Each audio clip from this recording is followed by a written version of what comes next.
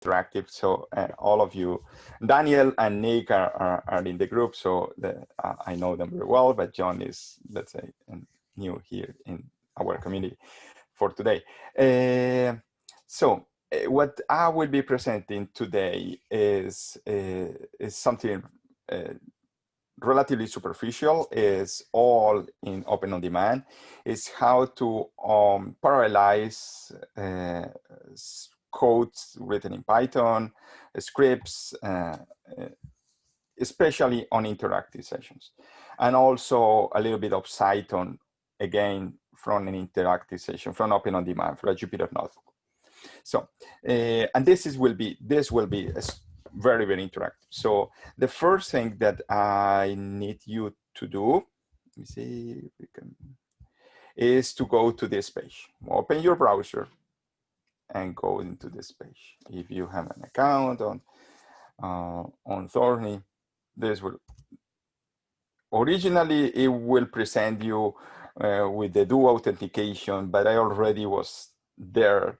So I don't know how to log out and force me to show how you enter again. Let's say, but right now I just have one attendance. So feel free to ask if you are not able to reach this point. Feel free to do so.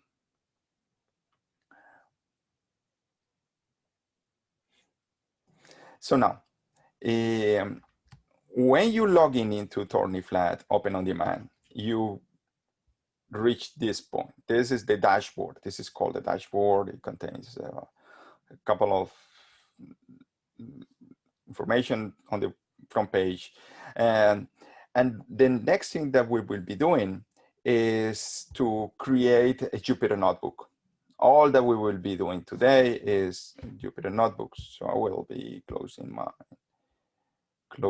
notebooks so I can present this fresh from the beginning. Right here. So interactive apps, Jupyter Notebook. Okay, I was able to get to the login, but what is the user and password for this? Your username for Thornyflat. Do you have an account on Thornyflat? I do not. I do not. Yeah, I'm over at West Liberty, and one of my professors suggested that I come and join this today. But you don't have an account. Okay. I'll send in the link to create one, but I mean, your professor would have to approve it anyways. But I'll go ahead and put the link in chat in case you want to request an account. Okay. Yeah, it will not be for today. So it will be, I'm sorry, it will be less interactive for you. You will be just watching, which is kind of unfortunate. But I will be going slow, so you will get an idea of the steps that I will be following for this. So as soon as you get an account, you can do everything that I will be presenting today. It's also all going to be recorded, so if you ever want to go back to it. Okay, another good thing. So again, when you go into Open On Demand, this is the URL, this without this. So just this, Open On Demand, ondemand.tf for Thornyflat, hpcw.edu, and you land here on this dashboard. Now, next thing will be to create a Jupyter Notebook. The objective for this session is to present some strategies for parallelization, several strategies for parallelization in Python, and one for optimization, again, in Python, that is called Cython. So I will present both things in the context of Jupyter Notebooks. So you land on something where you click interactive apps, you go into Jupyter Notebook, and you get this form to fill.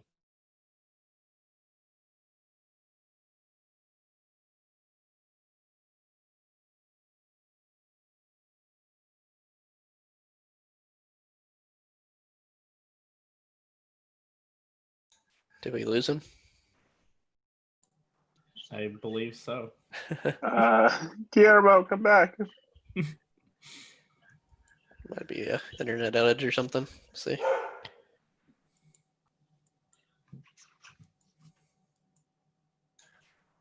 Might as well pause this recording. Okay. And this is something similar to what you can do, for example, on something called Collab from Google. So there are some other things related to AWS that I give you this kind of Jupyter notebooks. So I just presenting how you arrive to open a Jupyter notebook on Thornyflat. At that point, when you reach that point, everything will be pretty much the same no matter which platform you use, even your own computer for that purpose. So on Thornyflat, you have several queues, and I will suggest to use this one, standby. This is the normal queue that we have for, let's say, 4 hours. So I am requesting those 4 hours here for running the exercises, what we will be presenting. And here, the number of CPU cores. So on Thornyflat, we have a very, very good CPUs, and each compute node has 2 CPUs, 2 sockets, and each socket have 20 CPU cores. So in total, we have 40 cores on one compute node. I am requesting just half of that, 20 cores. So, and I did it, and I prepared everything, expecting if many people enter into the session, they will not saturate the cluster, requesting too many cores for themselves. So just 20. And this is probably too much. This is too much for what we will be doing. And no GPUs. We will not be presenting GPUs during this mini workshop. And that's it. That's all that you need. You hit launch. It takes a few seconds. It will be waiting a little bit, creating a new job on the cluster, an interactive job that will allow us to operate on one specific compute node. Typically takes 5 to 10 seconds to get it.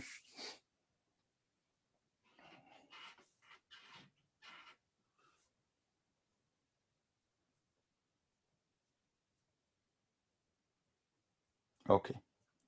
I already have one. Let me see. That I will create. I will delete this. This is not, well, just to keep one. So this is typically what you get. You get a new session here, one node, 20 cores, and this will be the machine where we will be running. We have 4 hours. So we got allocated 4 hours for what I will be doing here. You hit connect, and you land into this dashboard for Jupyter. And the first thing that I will be doing, or well, you should be doing because I already have it, is to copy all the material for this session. So you open a terminal, and I copy all the material in this place. So you just hit this, and please, Nick or Daniel, if you can replicate this, tell me if this is not working. I have no time to test it from someone different from myself. So if you can test it and give me a feedback if this doesn't work. Share software mini workshops, Python, HPC, and I will be copying this into my Scratch. So Scratch. So this is the command. I already have it on my home folder, so I will be copying into a different folder just for this exercise. But eventually you can do something like this. So home. So in my case, it will not be copying anything because I already have it. But for you, you will be copying on the entire folder on your home folder for you. So this will contain all the materials that we will be presenting today for the mini workshop. Now, next thing, it will be going to this, those will be showing your files, showing mine. And this is the Python, the IPython notebook, and the Jupyter notebook that we'll be opening today. So, and we will be discussing, developing, or working on this notebook and this will be our central piece of material for today. So this is kind of a soft preparation, but for a couple of more demanding workshops that I will be presenting in November, the first 2 weeks in November, that will include GPUs, that will go into GPU computing. But this will go into a soft introduction what high performance computing and parallel computing is. So usually when you use a cluster, an HPC cluster, it's because you are running intense numerical operations. And when we talk about that, think about something that takes 1 week to finish. 1 week, an entire machine or several machines working to complete the task or job. Even if you gain an advantage of 10, 15% performance, extra performance, that means that instead of taking 7 days, you will be taking 6 days. You are gaining an entire day of calculation, but a relatively small improvement. So that's why this is important. And there are 2 main axes or avenues when we are talking about HPC in terms of performance. One is optimization. So it means with the same resources, get the job done in less amount of time. And so is parallelization, is using more resources to get the job done in less amount of time. So all those strategies we will be discussing a little bit, the tip of the iceberg for those things today. And we will start with parallelization in Python. So there are, on an HPC cluster, you have basically the atomic entity for computing is the CPU core. Typically nowadays, modern computers have 4 cores, 8 cores, 16 cores. They have a number of cores on an individual machine. That has been a trend that has been for almost 20 years now, that adding more and more cores on a single machine. There are reasons for that. Those reasons are basically thermodynamics. Those thermodynamics constrain the ability to create a faster CPU, a faster machine. What we can do is to put more cores on an individual compute node, so we can get more tasks done on that node. One particularity of that is that all those cores on the same compute node are able to see the same memory. All those have access to all the memory on the computer. On the contrary, on an HPC cluster, we also have compute nodes that are separate entities. So they have their own cores and they have their own memory. So cores from one compute node are not able to directly see the memory from another compute node. At that moment, all that you can do is passing messages between one compute node and another compute node, and that is something that you have to do explicitly.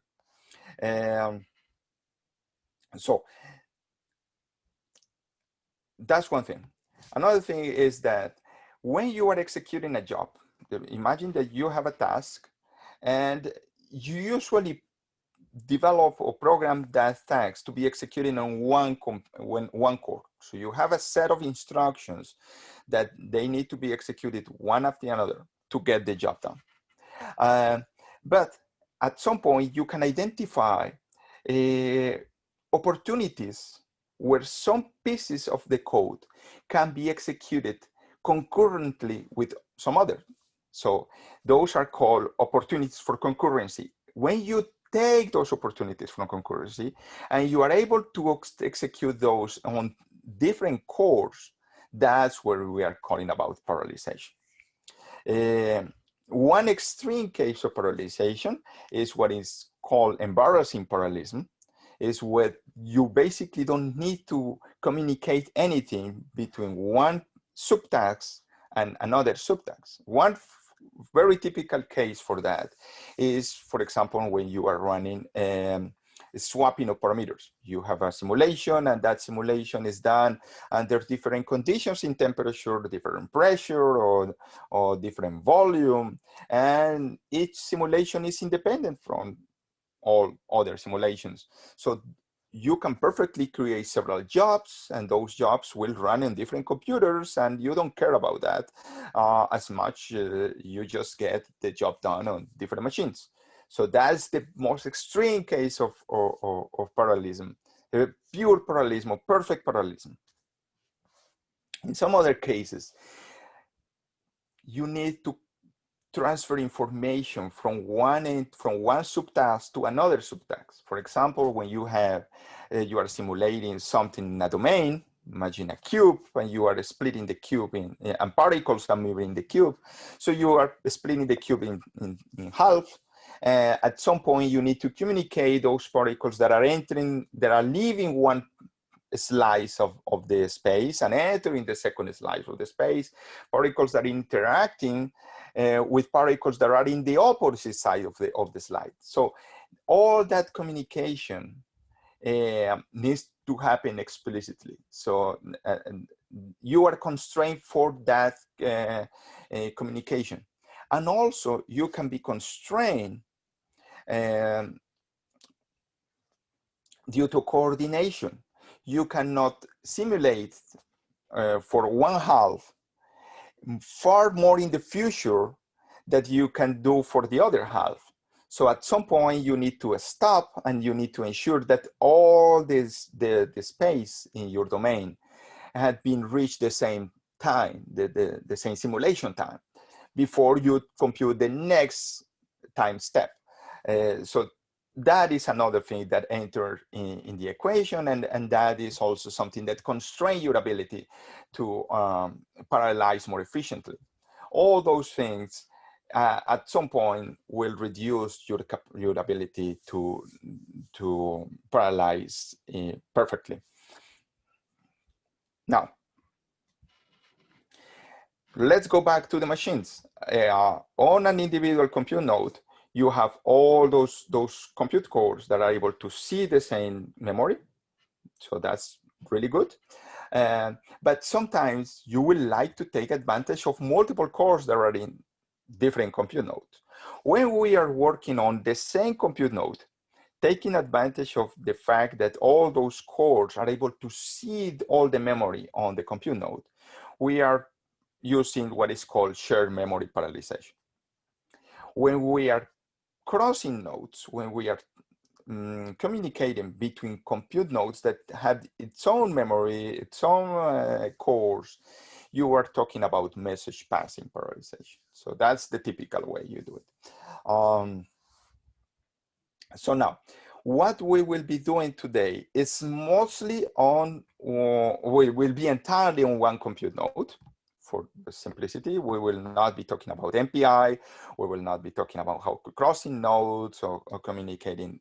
Even if some of the tools here will be able to do that eventually, but we will not be doing this. So what we did was to enter in Open on Demand, requesting here, filling the form for those who just arrived. So this is the web page for Open on Demand. So this is our web portal for our cluster. And here you select, for example, this Python version, standby, 20 cores, and you hit launch. And after that, you will get something like this with this button here that will bring you into something like this. And we will be working and only inside Python, and only inside, or for most part inside the Jupyter Notebook. So now, on a computer, there are two entities for all that happens inside a computer. One is a process, another is a thread. A process is like an atomic unit of processing. It has its own instructions. It has the memory that has been allocated for everything that is happening in that process. So that is like an atomic entity there. But inside the process, you can create multiple threads. And those are entities that has its own instructions, but they all see the same memory, the same memory associated to the process. On Python, we can have the ability to use both things, multi-threading and multi-processing. But we cannot use the multi-threading side for numerical intensive operations, because due to the way, at least how CPython has been implemented, only one Python instruction can execute at a given time. So if you have multiple threads, no matter how many threads you create, just one Python instruction is executed. So you are not getting any parallelism. Why that exists? Because for some other purposes, for example, I/O or network communication, you can have multiple threads and waiting for and hearing for some action, for taking some decision or something. So all those will not be actually numerically intensive. So for that kind of problems, that's fine to have multi-threading, but not for us, not for numerical intensive operations. So for numerical intensive operations, we have to rely on the multiprocessing module in Python. And that's what we will be doing. That's one of the modules that we will be doing. And here I make a note that there are some other alternatives. There are some other packages, and I just mentioned a couple of those, Dask and MPI4Py, that allow you, for example, to distribute Dask even across multiple nodes. So you create like a set of machines and you can distribute jobs in there. But those are entirely new packages, separate package. Multiprocessing is a module that is part of the standard library. So it's something that you can always rely that exists when you have Python on a given machine. So that's why I prefer always to start teaching about things that people can rely, that people know they are there. So multiprocessing is one of those. Multiprocessing basically allow you to control the execution of processes that are created from a master process, from the main process. So one process can create new Python processes, and those can run independently, or almost independently. So let's start. This is how we will I develop this. I will start demonstrating how you create just one process. Next, I will be showing you how you can create multiple processes,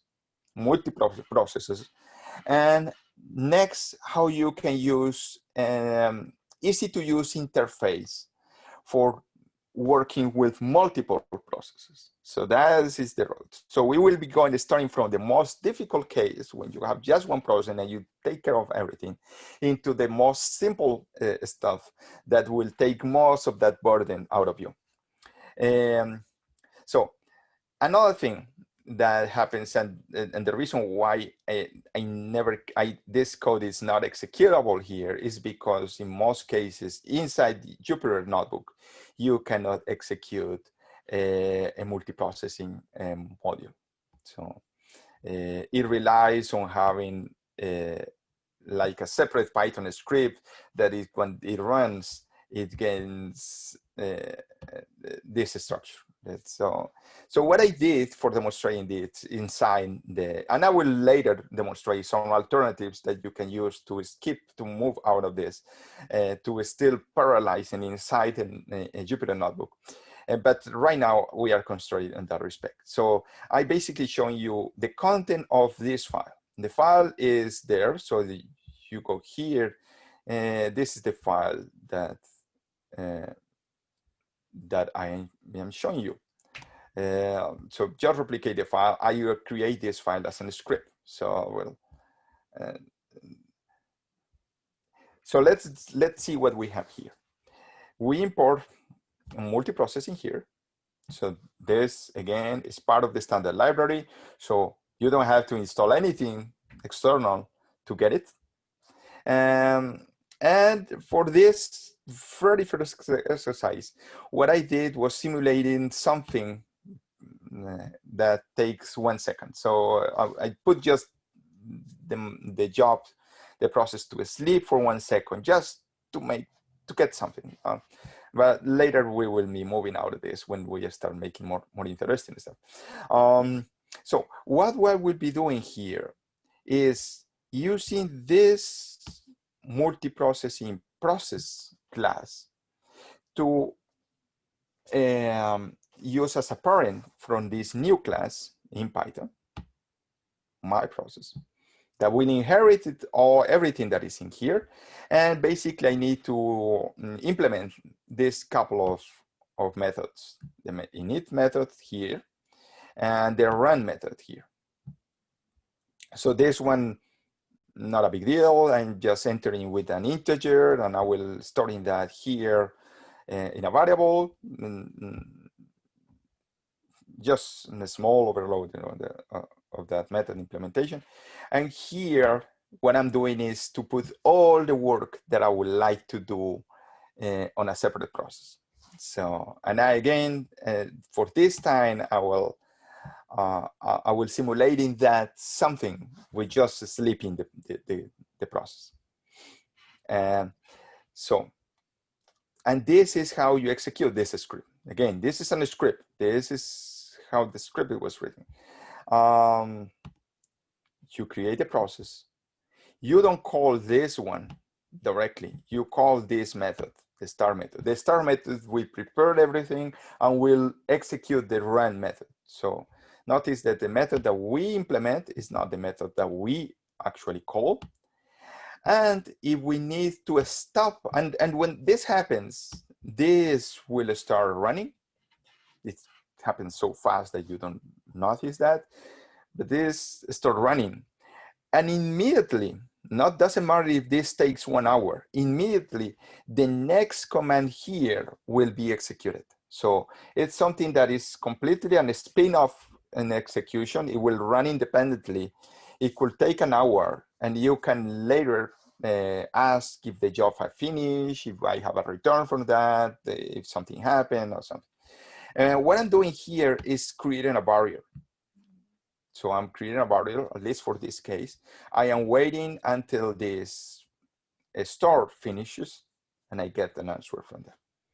I will be executing this script inside the Python with a small trick. Let's say this is not inside the Jupyter notebook, but I'm basically calling Python 3 from inside as a command on a terminal. You will see that basically you get what you were expecting here. So you're getting the identifier for the job. I was calling this with this 0, so I got this. So again, the star called this run, and everything is running until it reach this, or this join is basically a barrier, will stop the execution until it finish and move and actually completes the script.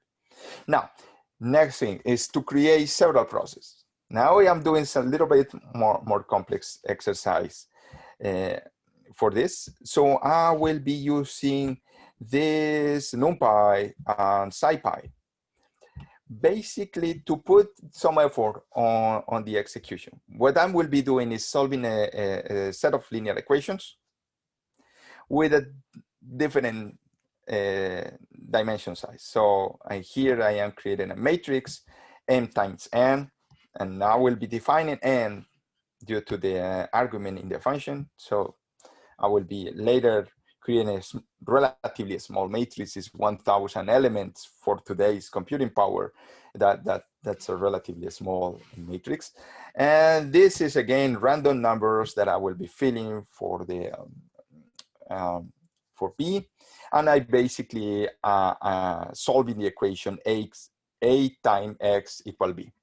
So that is what I'm doing here with the linalg, and this linalg that I'm taking from the SciPy model. Eventually, I could have used the NumPy version of that, but anyway. And here, what I'm doing is basically checking how close the numerical answer that I get from that is from the pure zero. So when I get a times x, how close that is from B. So there is a small difference, and eventually here I am taking the absolute value of that and I'm making a sum, not really much.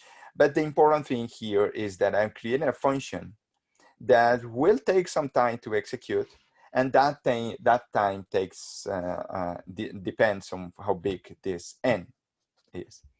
So now, again, I'm doing pretty much the same thing. I am creating this class that inherits from a multiprocessing process.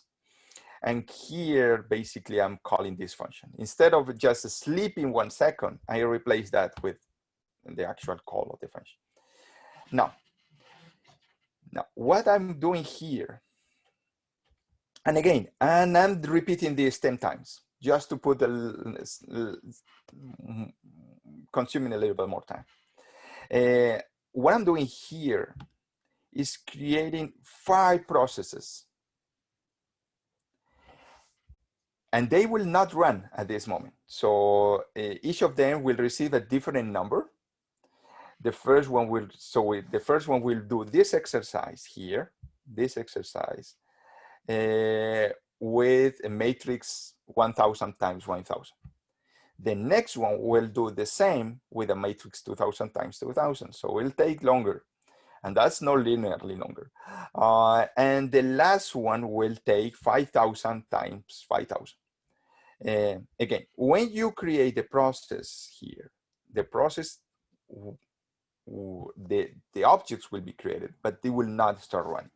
It starts running here when you start. And what I'm doing is using a list comprehension to start all those processes, one after another. And here I'm creating a join for stopping all those, to make a barrier until all those finish before I complete the script. And I will be, again, it's something that I cannot execute this directly from the interactive Jupyter notebook, but I'm just creating a script, a separate script, and execute it independently. So you will see here, it will start running. And I have, this is actually better than I would when I create this on my computer. I create a job with 20 cores. So I have more cores that I actually have for the number of processes that I'm creating. That's one thing. In my case, I have just 4 cores on my machine, and I was creating 5 processes. So I was overloading the machine much bigger than I actually can take. That's one problem on this implementation. Next problem, and I did it on purpose for that, is that the amount of time that it takes to process one matrix 1000 times 1000 is not the same time that it takes for 2000 times 2000. So if you, and probably will see here, or will take this, is that all those 100 times that I'm doing here, 10 times that I'm doing here, it will finish first for the 1000. Actually, it's going pretty. At some point, I think the 1000 will go first because it finish. We will see. And we can let this running. So it's running. Another thing that I can do here to demonstrate this is create a terminal. So this is actually a good thing. So I return here, and I click here, terminal. And here I got the terminal, and the terminal is set on the compute node where I'm working, and execute top. So you can see that I have 5 processes, and another extra that is the Jupyter notebook. So, but processes that are actually running are 5. You will see all those 5 processes running. they actually using more than one CPU. So you see the CPU load is 400. And the reason for that is that what I'm actually doing is using a NumPy, and SciPy is using NumPy. And all those operations, linear algebra operations, I compile Python and NumPy, in particular NumPy and SciPy, to use OpenBlast. And OpenBlast is multi-thread. So actually you are taking advantage of all the multi-threading here on the low-level linear algebra stuff. So that's why you're actually using more cores. But that's thanks to the linear algebra low-level libraries. You actually have just 5 Python processes, and they are running in parallel. That's the whole purpose of this mini workshop. So yes, you can confirm that they are working in parallel, and you are using basically the entire machine, pretty much. The 20 cores, right? I request 20 cores, so I am actually loading that fully. Okay, you notice, for example, here that this 1000 finish it, and I got this one, another 1000 right here. The 5000 takes far longer to complete. So at some point, all the 1000 cases will be exhausted. And at the very end, we will keep just the 5000 cases and eventually 4000 cases. So there is an imbalance. And there's something that I create on purpose. So, but that's something typical in some cases on many kinds of simulations where you have, for example, more particles on one corner of a space, and they take longer if you just partition the space uniformly. So you create just a geometric uniform partition of the space, but you don't have the same number of particles in that environment. So you can end up putting all the effort in one corner, on one particular process, on one particular section of the code. And that imbalance is something very, very typical. Let it run. Let's put that to run. And now we will be tackling some of the issues that I mentioned to you with this manual creation of the multiprocessing here with the use of the pool. So that's the next thing. This is actually the simplest thing to do, using this multiprocessing pool. Not only you constrain the number of processes, you are more explicitly constraining the number of processes or workers that will be running your code. And also they will be fit with data, with jobs. And as soon as one finish, you get the next one into work. So this one is the example. What I change? So everything here is the same. The function is exactly the same. I never change anything here. This is the only thing that I change here to here. Compare this to this. To this. So here I'm creating explicitly 5 processes, and I offering all those for run. Here I create a pool, and I constrain the number of processes just to 4. And in this case, I'm waiting for the other to finish so I can execute the next one. You see, the first, the 1000 has complete, is done. Now the 2000 complete, and so now the 3000, 4000, 5000 are still running. So I will waiting for those before I execute this for this case. So here I'm creating a pool, and I can constrain this for 4 workers. It will be the same if I constrain for 20 workers. Actually, I reserved 20 cores on this machine, so it will be perfectly fine if we use 20 cores here. So now here, I am more explicitly, I don't have to do this, but I will create a more explicit list from 1000 to 8000. All those are the different sizes that I will be exploring. And here is the trick, the map. This function or this method will call this function here, for all those inputs. So it will start with the first one, 1,000. We'll go one worker will take care of that. Second worker will take 2,000. Third worker will take 3,000. Fourth worker will take 4,000. The first who finish will receive the 5,000. When something else, one of those workers finishes, will receive the 6,000. And after the 7,000, and finally the 8,000. So they are far more balanced because we are just injected new cases as the previous cases start moving out of the worker. So let's see here if I get this. Is it still working? Okay, it's just working out the 5,000. It probably will not. Oh, no, it's complete. Now it's complete. So all the cases are done now, even the 5,000. So now I will be executing this job here.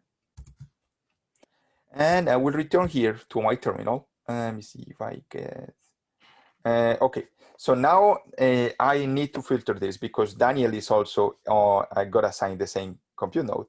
So I will be Gianfranco, and I will be filtering just my processes. So all, I'm just looking to my, so you get a clear idea of what you're running. Again, 4 processes here. All those are numerically intensive Python processes. Forget about this one. This one is the Jupyter Notebook. The Jupyter Notebook is doing nothing at this moment.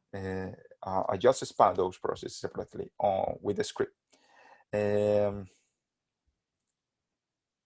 Oh no, actually this one, no, sorry, I did something wrong. I tell something wrong. This one is the main, I probably can think this is the main process. One is the main process, the main Python process.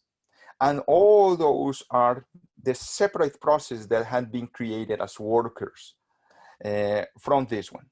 So this one is not doing anything, it's just waiting. It's right here. All those processes are right here. Well, internally are in this, in a barrier that is included inside map. There is something like this. There is something like this, a join, a barrier that is waiting for all those to finish. So that's one thing. And let it run. It will take some time.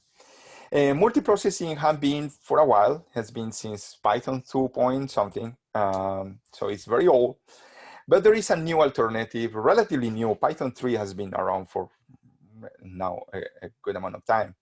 And they have this new module. So again, this is in standard modules and start appearing in Python 3.2. So, and now Python 3 is the standard. You should not be using Python 2 for anything. Ideally, that's not the reality, but ideally, you should not be working with Python 2 anymore. And there is this new module here that pretty much does the same thing in a different way. And they have this process pool executor. So what have changed here, instead of multiprocessing, we have this. The function here is this one, the same. So I'm basically running the same example for all those. And this is all that you have to do. You create the executor here. You declare the number of workers.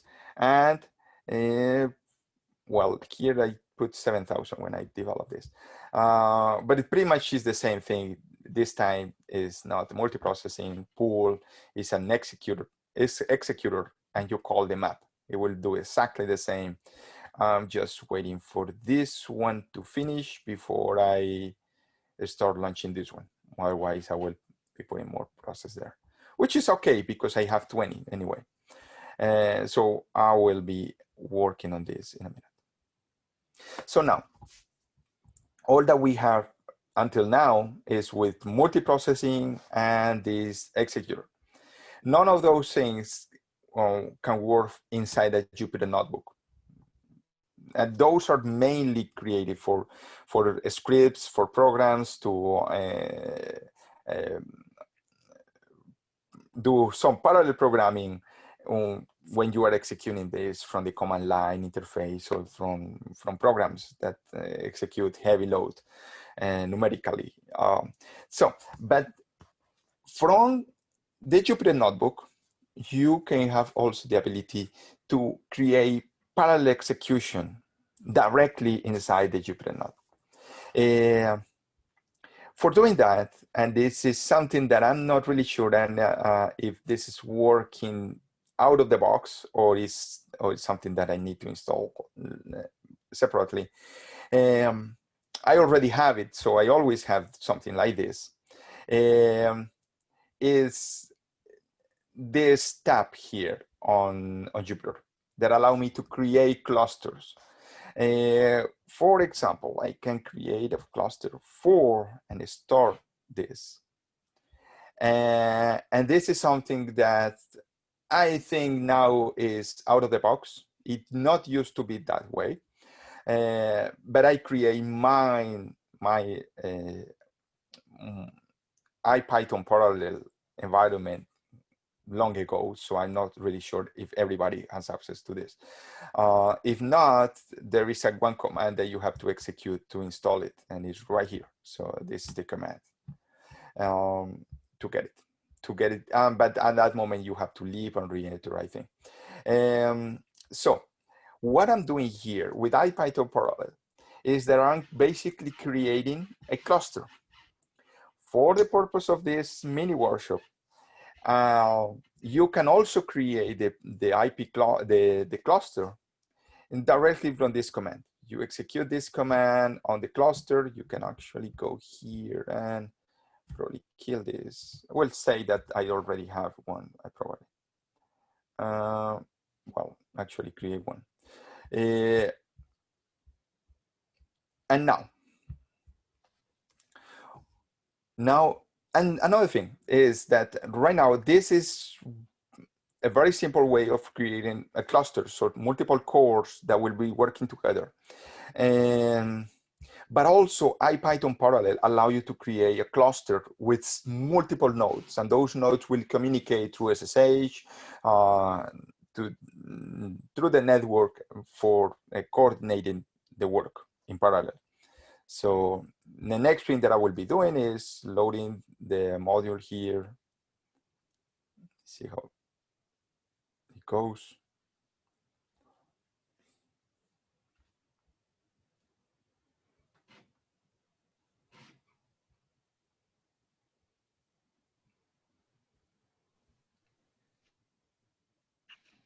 Yeah, Guillermo, it's taking me some time to get the IB cluster start command to run. Are you getting something like this? You should be getting something like this. Probably. Do you have this command, right? Yeah. Am I supposed to run it in the terminal, not through Jupyter Notebook? Yes, I put it there just for me to know. But what I did for testing all this was running directly on the terminal.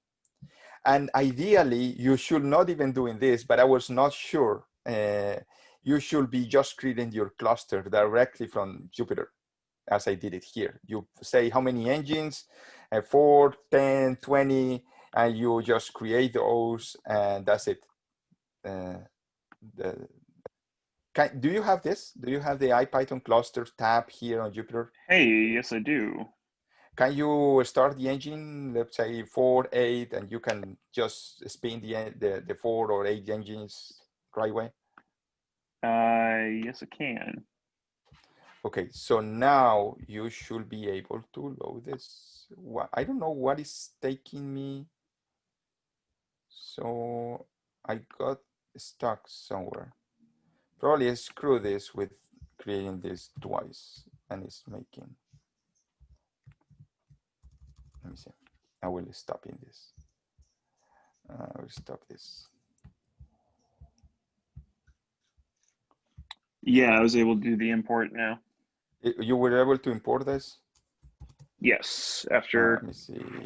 going up to the When that Python happens, tab. something that you can do is just go interrupt the kernel. See if I can. Yeah, now yes. I will be testing this. Let me see here what happens if I put 10 engines. So it's running, and I call the client, and I notice that the number of IDs that I got is consistent with the number of engines that I have on my IPython cluster here. So I have 10 engines. And now you can select just 4 of those or all of them. And actually I will select just, for example, the first 4 for creating like a subcluster and a subset of that for the purpose of running this exercise here, this example here. I will put a bit more stress here. So what changes here is a couple of things. One, I have to put all the imports inside the function, because now the way this works, it will not inherit all the different namespace from the parent. You have to create all that self-contained there. And also I don't have access to printing anything on the screen on the terminal. So what I was doing now for solving that was creating an empty string, and I will collecting all the output on a big string, and I returning that string so I can see what I get at the very end. So again, I create an iPython a cluster here in the client. This client has 10 engines, and I'm just selecting the first 4 for this. And I can select another 4 or something. So you can, for example, create 20 engines. I use 4 for some part of the simulation that you are running interactively, and some other subset for something else, another subset for something else. So this is very, very flexible. And I will be running this. So it take a while, and I will be checking here with that will begin user Gianfranco. So I have those here running, 4, just 4. So I actually create 10, but I'm using just 4 of those. It will take a while, but at the very end, I can see all the results that I got from the string that is returning from the function. So I don't know how much time it will take, but we will see. So see that at the end, you will get something like this. So now, this was a very fast, superficial overview of 3 alternatives for parallelization, very simple, embarrassing parallelization, I will say, on Python. So now let's move into optimization. And for optimization, I will make just one example. It will be Cython. It's really, really easy to use from a Jupyter notebook. So you don't have to do much. It's a little bit harder, just a little bit. And I have that, I present that 2 years ago. I always present a little bit of this exercise for Cython, for scripts, when you have several alternatives for preparing and compiling the scripts, compiling the C code, all that. It's a little bit more convoluted. But from the Jupyter notebook, it's extremely easy. So I will show you this in the next few minutes, and I will be opening for questions, for comments, whatever. All that you have to do is just use this magic. Those, by the way, those things are called magics in Jupyter. So this is the magic that you use. I think I cannot execute this until this finishes. Okay. It will take me a while. Well, let's comment this before I actually execute this. The execution is really fast. So first, this is the code. This is one example that I always use. It's very nice. is one very, very old algorithm for computing the prime numbers up to a given limit. So it's called the C4 Eratosthenes, been around for 2,000 years more. And here I will be timing this execution. So I will be waiting until I get this box executed. This is the job, this is the function without any optimization, just as it is. It's extremely inefficient actually because it's using lists. It's undone in purpose. So don't consider this is the most optimal way of doing it in Python, but this is one way of doing it. What I'm doing here is just adding this to the pristine code. The same box, I am adding this. And this will indicate that this code will be compiled under Python. So it will convert all this code from Python into C code, compile that C code, and execute it. And we will time this. We will see how much we get out of that. Now, the next thing that we will be doing is, again, same thing, same Python line here. And now I am adding explicit types for some variables, some of those variables, the integers. So not a big deal. All those things that I know are integers, and I'm saying Python, whose Python doesn't care about that. And at that moment, this is no longer Python. This is now Python code. This line is not right from Python. It's not meaning at all. I am defining that some variables are integers. So that extra piece of information will help Python to optimize this code much, much better. Everything else is exactly the same. So it's the same code, just with that extra line. And I didn't did much. Just the integers will be explicitly become integers. Now, finally, same line with a few imports here, and the same line for declaring the integers, and some extra lines for the arrays, and some localization. So that become closer to a C code in a way that you are doing a malloc, you are allocating some arrays. So this again is not Python, this is Python. Those are lines that allow you to express better what you want to do more precisely with not only the integers, but also an array that will store if a given number is prime or not. And finally, we will be timing this operation. I think this is taking a lot, and this was my fault because I put 8,000. Let me see. Okay, I don't know what to do. Should I kill it? No, let's kill this. Let's interrupt this. Okay. I don't think that I got all. I will not get anything. No, I don't think so. Well, well, we can go back later on this. So, Python. Oh, okay, already loaded. This is the original code. So I execute this, and I will be timing this execution. So this one, it will execute a few times. Again, we are not, on this section, we are not talking about parallelization. We are just using one core. More than that, so this is optimization. It will execute several times, and at the end, it will get an average. So on this computer, it's taking 151 milliseconds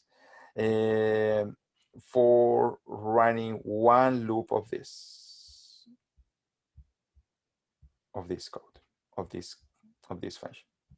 So what time it is actually doing is running this many times to get it a better stats from the execution. So take this in your mind, 151 milliseconds. So now, next, same code with just this line. Same code. I will execute in the box and timing the execution.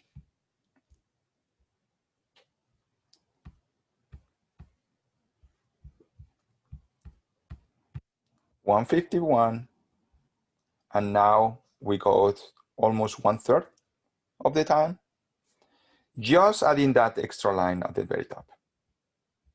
Just this line inside the Jupyter Notebook. Now, adding this extra line, just this line, and again this item line, of course, and this.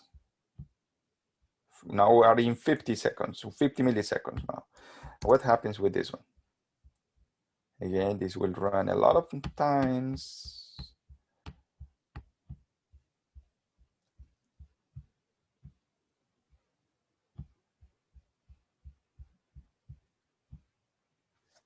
$18 milliseconds. So it executes 9,500 times. This is the timing for one single loop.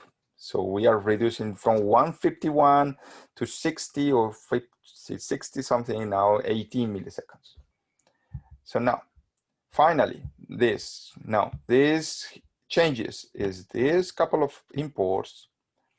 The line that we already have here for the integers, and this definition here for the array.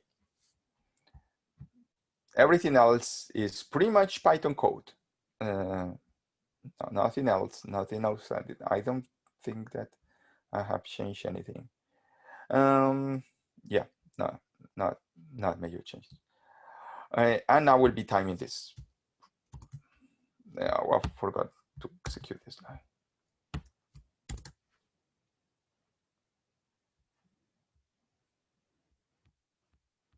I think this will execute many times. It executes many times because it noticed that it takes. I will close this here. It's still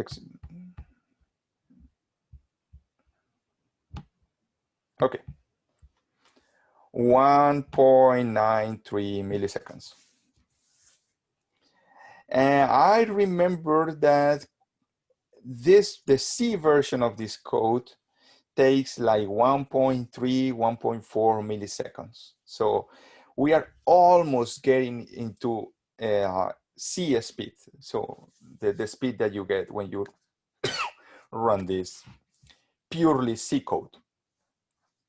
So the final message here is that just with a few lines in very strategic points, you can reduce significantly the amount of time for running Python execution on a Jupyter Notebook.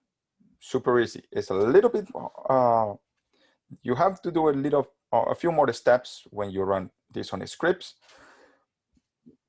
It's not that hard actually, but you get a lot. And caveats. This works especially because everything that is here is pure Python code.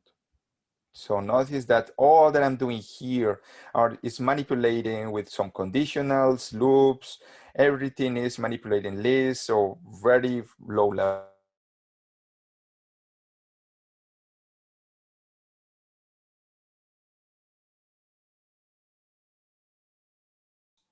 Oh, I think we may have lost him again. He held out there for a long time. Yep. Yep, you're good. How far? When was the last thing that I said? What was the last thing that I said? You're just basically saying that everything was pure Python code. Pure Python code. Oh yeah. Okay. Yes. Okay. So everything here is pure Python code. If you are working on things that uses NumPy, it will not make this advantage so clear, so evident, because most of the stuff in NumPy is actually relying on linear algebra stuff and other libraries that were written in Fortran, in C, and that are super optimized. So that's a caveat. That's a small note that I have to footnote that I have to do here to make here for this. But for pure Python code, especially if you are doing the kind of stuff that I'm showing here, there is a big advantage on running code under Python. So I think that will be, let's say, rounding what I will be presenting today. I will be hearing questions on things that you have, things that you want me to present differently or explain better. Just what kind of questions, if something is not clear, please tell me, okay, this is not clear, and I will try to rephrase that somehow.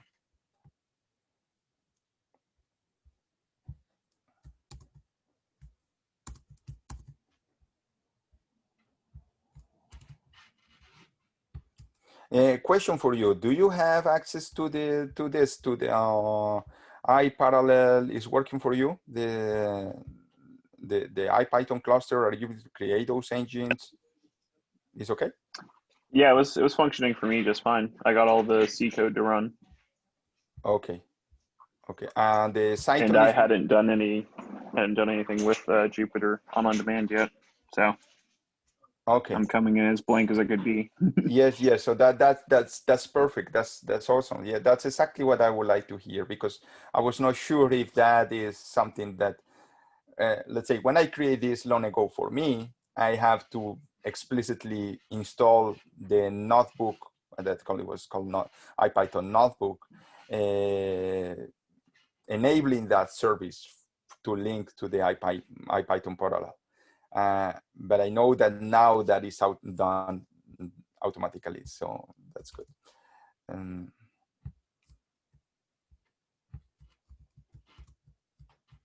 Okay.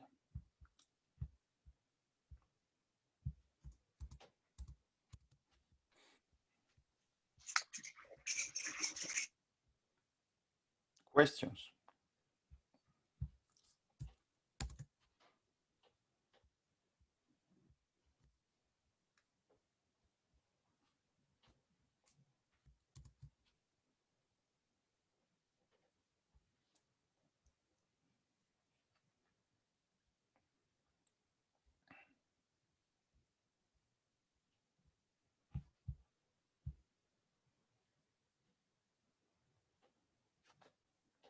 In fact, you can, I did it once, but I don't have that anymore here.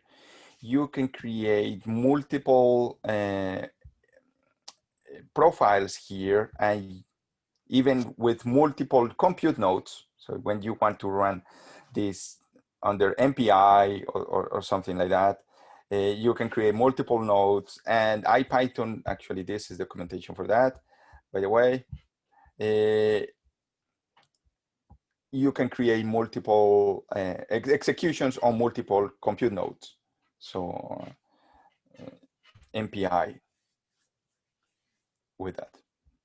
Not typically I do that, but just for you to know that you can create multiple profiles for that. Right now, all those 10 engines are on the same machine. So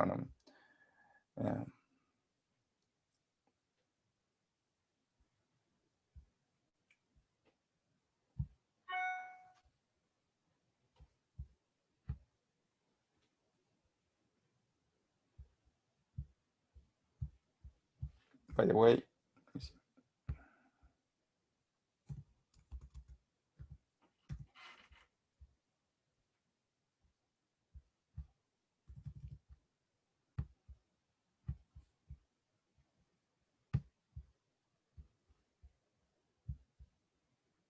By the way, all the code for today is right here.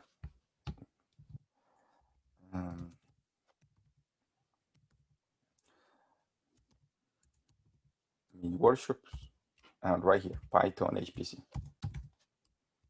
So you can copy that from Torney. You get all the examples from today and the IPython notebook that I just showed you. So you can copy that for you. All those files.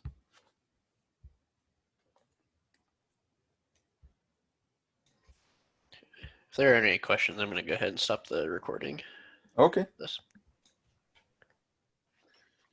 Yeah, thanks, Guillermo. It was really, for some reason, I've not done any parallel in Python, so. No?